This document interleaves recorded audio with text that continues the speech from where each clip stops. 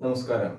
കേരള ചരിത്രത്തിലെ സാമൂഹിക മത നവോത്ഥാന പ്രസ്ഥാനങ്ങളുമായി ബന്ധപ്പെട്ട കാര്യങ്ങളാണ് നമ്മൾ പഠിക്കുന്നത്. കേരളത്തിലെ നവോത്ഥാന നായകന്മാരിൽ ഒരാളായ ബ്രഹ്മാനന്ദ ശിവയോഗിയെ പറ്റിയും അദ്ദേഹം രൂപീകരിച്ച സംഘടനയായ ആനന്ദ മഹാസഭയെ പറ്റിയുമാണ് ഇന്ന് നമ്മൾ പഠിക്കുന്നത്. ഞാൻ പ്രദീപ്. ഏവർക്കും പ്രദീപ് അക്കാദമിയുടെ യൂട്യൂബ് ചാനലിലേക്ക് സ്വാഗതം.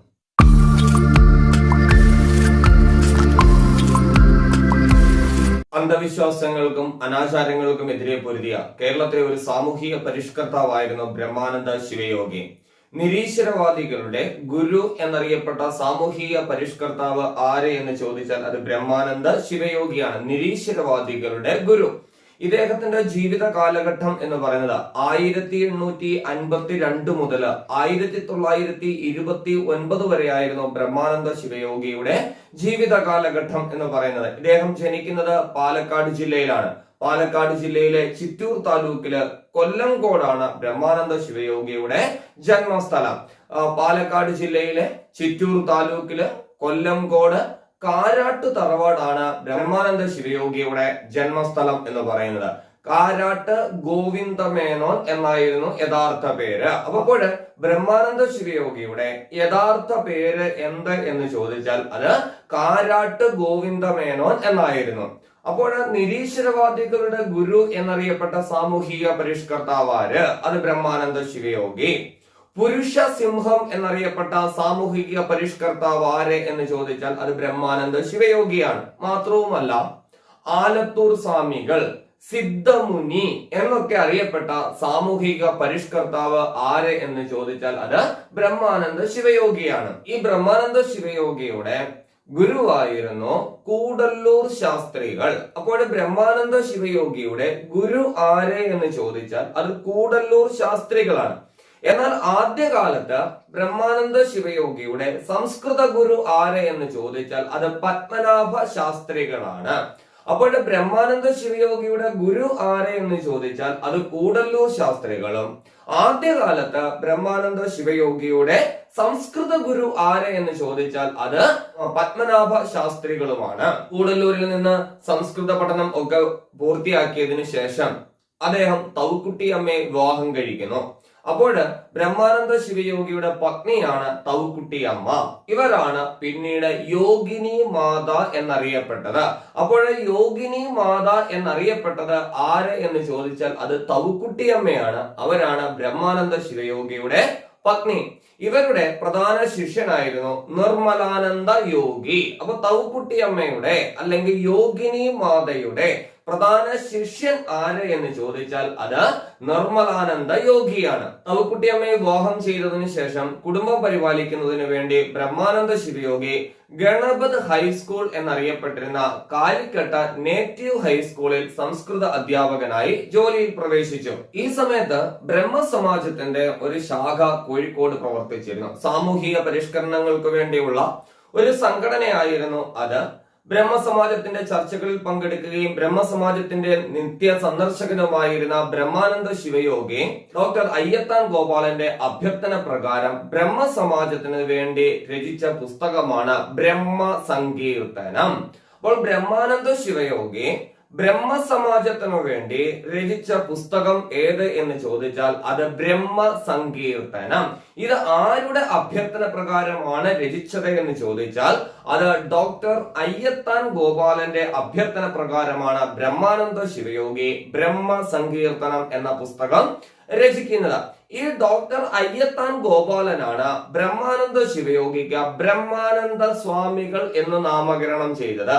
അപ്പോൾ ബ്രഹ്മാനന്ദ ശിവയോഗിക്ക് ആ പേര് നൽകുന്നത്, ബ്രഹ്മാനന്ദ ശിവയോഗിക്ക് ബ്രഹ്മാനന്ദ സ്വാമികൾ എന്ന് നാമകരണം നൽകിയത് ആര് എന്ന് ചോദിച്ചാൽ അത് ഡോക്ടർ അയ്യത്താൻ ഗോപാലനാണ്.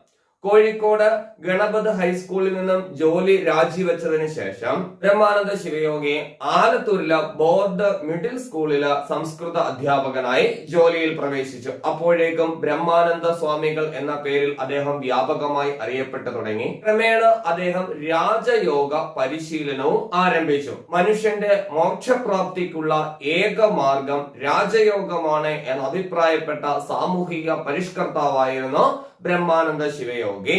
പഴയ കാലത്ത് വിഗ്രഹാരാധന അനുവദിച്ചിരുന്നില്ല എന്ന് ചില മതഗ്രന്ഥങ്ങളിലെ ഭാഗങ്ങളുമായി ബ്രഹ്മാനന്ദ ശിവയോഗി യുക്തിസഹമായി വാദിച്ചു. സ്ത്രീ വിദ്യാഭ്യാസത്തിന് വേണ്ടിയും വിഗ്രഹാരാധനയ്ക്ക് എതിരായും ജാതി സമ്പ്രദായത്തിന് എതിരായും ശക്തമായി വാദിച്ച സാമൂഹിക പരിഷ്കർത്താവായിരുന്നു ബ്രഹ്മാനന്ദ ശിവയോഗി.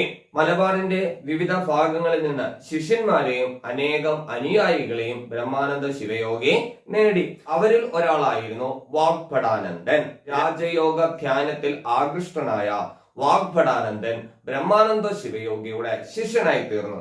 അപ്പോൾ ബ്രഹ്മാനന്ദ ശിവയോഗിയുടെ പ്രധാന ശിഷ്യൻ ആര് എന്ന് ചോദിച്ചാൽ അത് വാഗ്ഭടാനന്ദനാണ്. ബ്രഹ്മാനന്ദ ശിവയോഗിയുടെ പ്രധാന ശിഷ്യൻ ആര് എന്ന് ചോദിച്ചാൽ അത് വാഗ്ഭടാനന്ദനാണ്.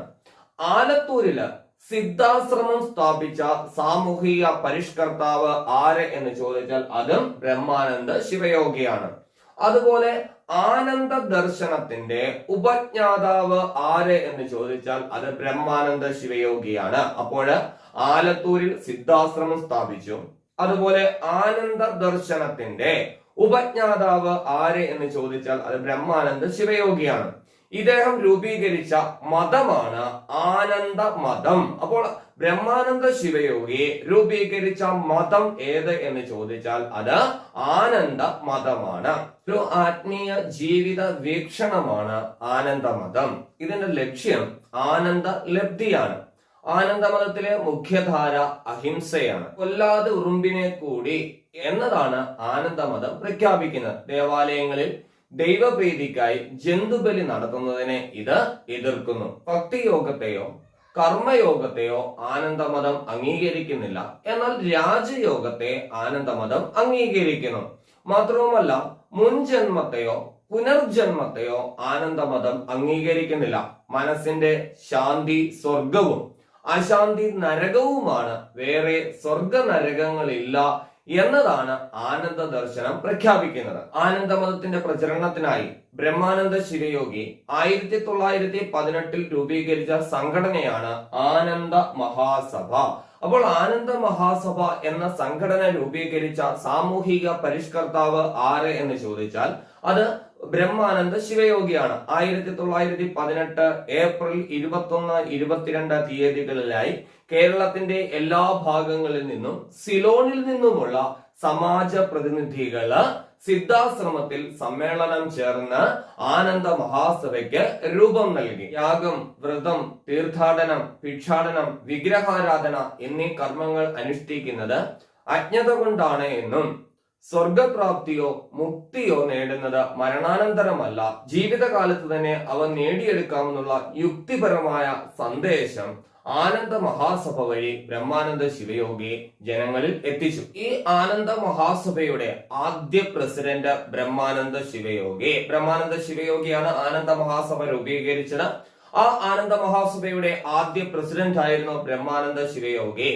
1918 രൂപീകരിച്ച ഈ ആനന്ദ മഹാസഭയുടെ ആദ്യ സെക്രട്ടറിയാണ് ടി രാമപ്പണിക്കർ. അപ്പൊ ആനന്ദ മഹാസഭയുടെ ആദ്യ സെക്രട്ടറി ആരെ എന്ന് ചോദിച്ചാൽ അത് ടി രാമപ്പണിക്കർ ആയിരുന്നു. ഇതിന്റെ ആദ്യ വൈസ് പ്രസിഡന്റ് യോഗിനി മാത. നമ്മൾ പറഞ്ഞതാണ് യോഗിനി മാത എന്നറിയപ്പെട്ടത് തവുക്കുട്ടിയമ്മയാണ്. ബ്രഹ്മാനന്ദ ശിവയോഗിയുടെ പത്നിയായ തവുക്കുട്ടിയമ്മയാണ് യോഗിനി മാത എന്നറിയപ്പെട്ടത്. അവരായിരുന്നു ആനന്ദ മഹാസഭയുടെ ആദ്യ വൈസ് പ്രസിഡന്റ്. ഈ ആനന്ദ മഹാസഭയുടെ മുഖപത്രമായിരുന്നു സാരഗ്രാഹി. അപ്പൊ ആനന്ദ മഹാസഭയുടെ മുഖപത്രം ഏത് എന്ന് ചോദിച്ചാൽ അത് സാരഗ്രാഹിയാണ്. അതായത് ബ്രഹ്മാനന്ദ ശിവയോഗിക്ക് തന്റെ ആശയങ്ങളും ദർശനങ്ങളും പ്രചരിപ്പിക്കുന്നതിന് വേണ്ടി ആരംഭിച്ച പ്രസിദ്ധീകരണമായിരുന്നു സാരഗ്രാഹി. അതുപോലെ തന്നെ സ്ത്രീകളിൽ വിദ്യാഭ്യാസം പ്രചരിപ്പിക്കുന്നതിന് വേണ്ടി ബ്രഹ്മാനന്ദ ശിവയോഗി എഴുതിയ ലഘു കാവ്യമായിരുന്നു സ്ത്രീ വിദ്യാപോഷിണി. അപ്പൊ സ്ത്രീ വിദ്യാപോഷിണി എന്ന ലഘു കാവ്യം രചിച്ച സാമൂഹിക പരിഷ്കർത്താവ് ആര് എന്ന് ചോദിച്ചാൽ അത് ബ്രഹ്മാനന്ദ ശിവയോഗിയാണ്. അതിന്റെ ലക്ഷ്യം സ്ത്രീകളിൽ വിദ്യാഭ്യാസം പ്രചരിപ്പിക്കുക.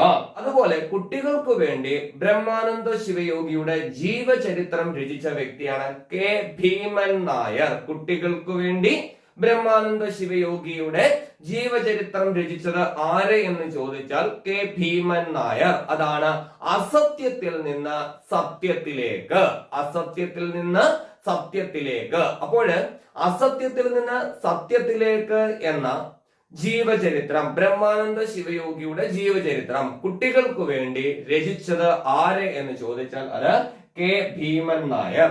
1929 സെപ്റ്റംബർ 10 ബ്രഹ്മാനന്ദ ശിവയോഗി അന്തരിക്കുന്നത്. അദ്ദേഹത്തിന്റെ ജീവിത കാലഘട്ടം എന്ന് പറയുന്നത് 1852 മുതൽ 1929 വരെയാണ്. നമ്മൾ പറഞ്ഞു ബ്രഹ്മാനന്ദ ശിവയോഗി രചിച്ച ലഘു കാവ്യമാണ് സ്ത്രീ വിദ്യാപോഷിണി. അതുപോലെ തന്നെ ബ്രഹ്മസങ്കീർത്തനം എന്ന ഒരു പുസ്തകം ബ്രഹ്മസമാജത്തിന് വേണ്ടി അദ്ദേഹം രചിച്ചു എന്ന് പറഞ്ഞു. ഇവ കൂടാതെ അദ്ദേഹത്തിന്റെ മറ്റു പ്രധാന കൃതികളാണ് ശിവയോഗ രഹസ്യം. അപ്പൊ ശിവയോഗ രഹസ്യം എന്ന കൃതി ഏത് സാമൂഹിക പരിഷ്കർത്താവിന്റേതാണ് എന്ന് ചോദിച്ചാൽ അത് ബ്രഹ്മാനന്ദ ശിവയോഗിയുടേതാണ്. അതുപോലെ അടുത്തതാണ് സിദ്ധാനുഭൂതി, മോക്ഷപ്രദീപം, ആനന്ദ കൽപദ്രുമം, ആനന്ദ സൂത്രം, ആനന്ദ കുമ്മി, രാജയോഗ പരസ്യം, വിഗ്രഹാരാധന ഖണ്ഡനം. ഇതൊക്കെ ബ്രഹ്മാനന്ദ ശിവയോഗിയുടെ പ്രധാനപ്പെട്ട കൃതികളാണ്. ശിവയോഗ രഹസ്യം, സിദ്ധാനുഭൂതി, മോക്ഷപ്രദീപം, ആനന്ദ കൽപദ്രുമം, ആനന്ദ സൂത്രം, ആനന്ദ കുമ്മി, രാജയോഗ പരസ്യം, വിഗ്രഹാരാധന ഖണ്ഡനം. ഇതൊക്കെയായിരുന്നു ബ്രഹ്മാനന്ദ ശിവയോഗിയുടെ പ്രധാനപ്പെട്ട കൃതികൾ. അപ്പൊ കേരള നവോത്ഥാന നായകരിൽ ഒരാളായ ബ്രഹ്മാനന്ദ ശിവയോഗിയെ പറ്റിയും അദ്ദേഹം രൂപീകരിച്ച സംഘടനയായ ആനന്ദ മഹാസഭയെ പറ്റിയുമാണ് നമ്മൾ പഠിച്ചത്. നിങ്ങൾക്ക് ഈ ചാനലിലെ ക്ലാസ്സുകൾ ഇഷ്ടപ്പെടുന്നുവെങ്കിൽ തീർച്ചയായും ഈ ചാനൽ സബ്സ്ക്രൈബ് ചെയ്യുക, ലൈക്ക് ചെയ്യുക, ഷെയർ ചെയ്യുക. മറ്റൊരു ക്ലാസ്സുമായിട്ട് നമുക്ക് വീണ്ടും കാണാം. നന്ദി.